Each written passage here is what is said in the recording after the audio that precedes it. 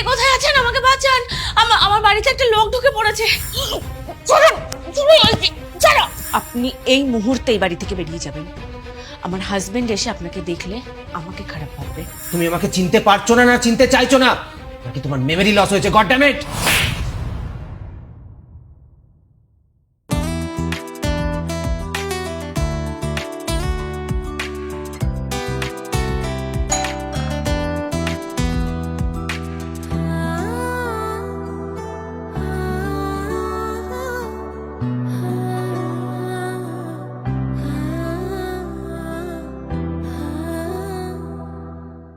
কাকে চাই?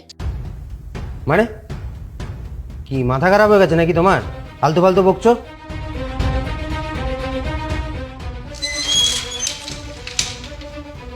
আরে দাঁড়ান দাঁড়ান, কে আপনি? কি ব্যাপারে এসেছেন?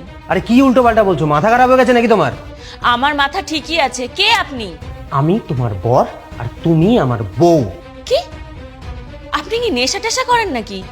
অন্যের বাড়িতে এসে নিজের বাড়ি বলে দাবি করছেন, অন্যের বউকে নিজের বউ বলে দাবি করছেন। চুপ করে দাও। ছাবলামির একটা সীমা থাকে। সরে যাও সামনে থেকে, সরো। আরে কোথায় যাচ্ছেন আপনি?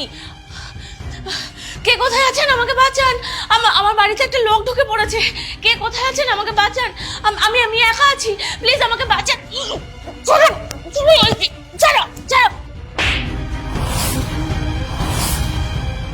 আপনার সাহস তো কম না, আপনি আমার বাড়িতে ঢুকে আমার গায়ে হাত দিচ্ছেন। আমি আপনাকে পুলিশে দেব। তুমি কি আমার সাথে ইয়ার্কি মারছো? তুমি আমাকে চিনতে পারছো না, না চিনতে চাইছো না, নাকি তোমার মেমরি লস হয়েছে? God damn it! কিচ্ছু হয়নি, আমার কিচ্ছু হয়নি। আপনি যদি আমার বর হতেন তাহলে এই বাড়িতে তার প্রমাণ কিছু না কিছু তো থাকতো। কই, এই বাড়িতে তো কোনো চিহ্ন নেই, কোনো প্রমাণ নেই। চিহ্ন? চিহ্ন চাই না তোমার? হ্যাঁ, যাও বেডরুমে গিয়ে দেখো আমাদের বিয়ের ছবি বড় বড় করে ঝুলছে দেওয়ালে। যাও বেডরুমে ছবি? মনে পড়ছে না না তোমার? হ্যাঁ, মনে পড়ছে না? চলো আমি তোমাকে দেখাচ্ছি। এসো আরে এসো। আরে ছাড়ুন এসো, আমি ছাড়ুন তোমাকে বলছি, দেখাচ্ছি। ছাড়ুন। কি দাঁড়াও। করছেন? এই তো ছবি।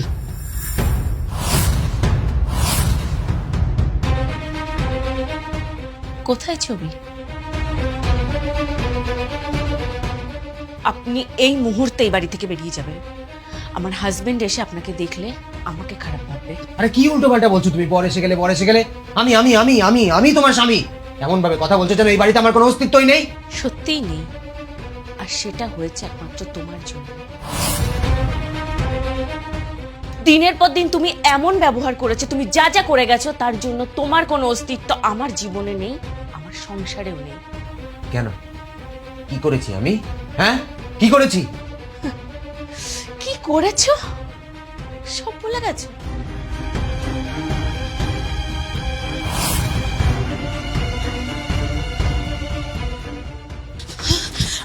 আমার সোনা দাও। আমার সোনা নিয়ে তুমি কোথাও যাবে না। ছাড়ো বলছি। সোনা, তুমি আমার সোনাগুলো দিয়ে বলছি, এগুলো সব আমার। সেই আমার বাড়ি, আমার সোনা, সব আমার। তোমার কোনো অস্তিত্ব নেই। যাও এখান থেকে। সোনা সোনা, আমার সোনার জিনিস দাও তুমি, প্লিজ প্লিজ প্লিজ। এগুলোই আমার শেষ সম্বল। সোনা প্লিজ। এই বাড়িতে তোমার কোনো অস্তিত্ব নেই। এটা আমার বাড়ি, আমার বাড়ি। সোনা তুমি প্লিজ।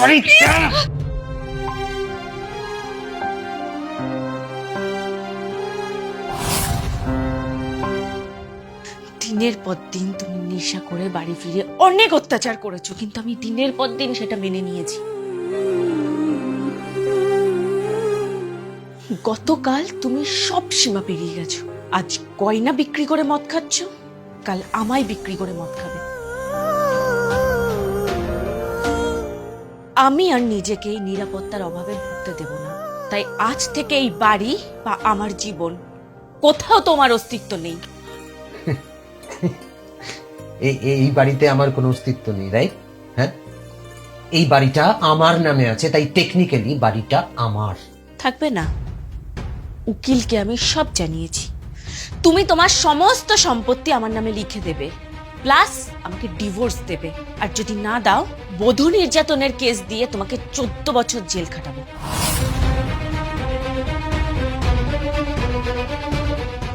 তুমি আমাকে কি কি অত্যাচার করো তা আমি সমস্তটা মোবাইলে রেকর্ড করে উকিলকে পাঠিয়ে রেখেছি। ইনফ্যাক্ট কালকে গয়না চুরির ভিডিওটাও আমি রেকর্ড করেছিলাম।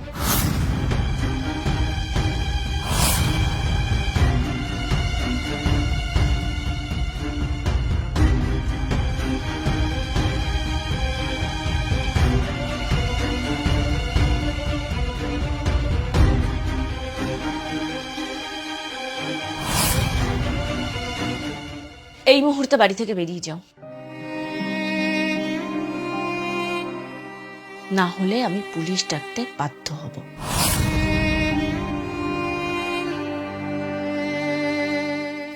পূজা আমি বেরিয়ে যাও এক্ষুনি।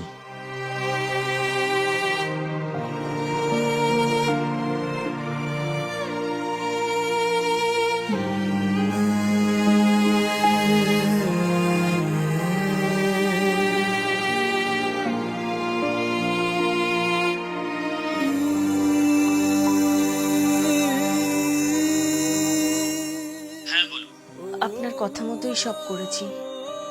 ও ঠিক হয়ে যাবে তো ডাক্তারবাবু? মদ খাওয়া ছেড়ে সাধারণ জীবনে ফিরবে তো? দেখুন পূজা দেবী, আমরা একটা গেম খেলেছি, আশা করি আমরা জিতবো। আপনার হাজবেন্ড সবকিছুর জন্য ক্ষমা চাইবেন এবং উনি আর কোনোদিনও নেশা করবেন না, এটাই আমার বিশ্বাস। আর হ্যাঁ, দেখবেন আপনার পরিবারের সবাই যেন আপনার মতোই অভিনয়টা চালিয়ে যান। দেখুন